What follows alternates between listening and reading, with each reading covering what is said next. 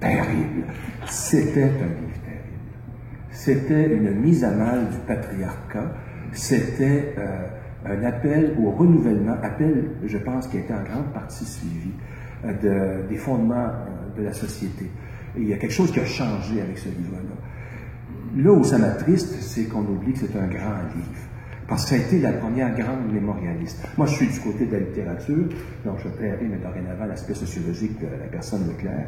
Et donc, au plan de la littérature, écoutez, c'est écrit avec une maestria qui témoigne, et comme tous ces livres l'ont fait avant et après, et Marie Taillon et moi, qui avons été ses éditeurs, on peut en témoigner parce qu'on recevait les manuscrits.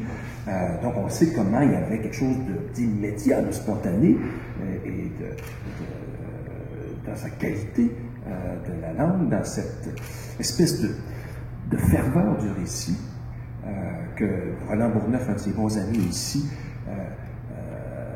signalait à propos de ce qui était, Roland, tu m'avais dit un jour, c'est une des grandes dialoguistes des lettres québécoises. Il y a quelque chose, il y avait un sens du récit, un sens du dialogue. Bref, on ne s'étonne pas qu'elle ait écrit dans le livre.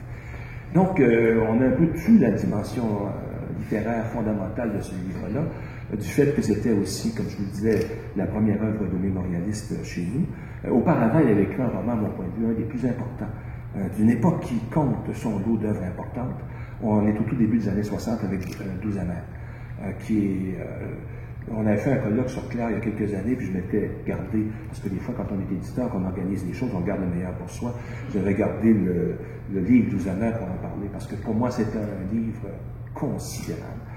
Et à la fin, et je terminerai avec ça, quand elle est venue aux éditions de l'Instant même, elle a livré une série de petits récits regroupés sous le titre « Toute la vie ». Je pense que c'est le premier d'ailleurs qu'on voit dans le présentoir.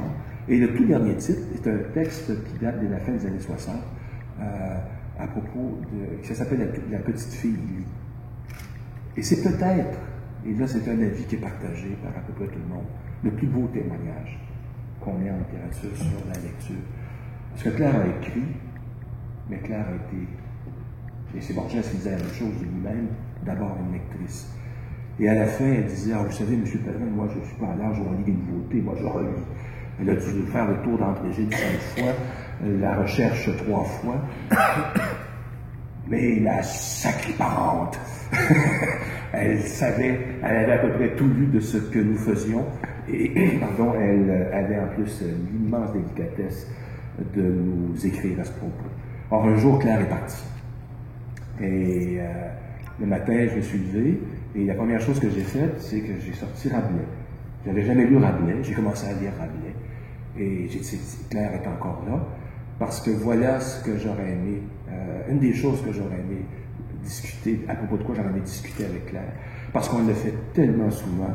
Parler de littérature avec Claire, c'était un enchantement.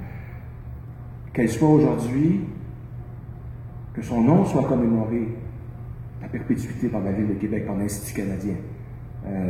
Évidemment, vous comprenez à quel point ça nous aime tous, ses amis. Et si je termine, voilà la durée qu'elle incarnait par la longueur de sa vie, dorénavant, nous dépassera tous. Merci.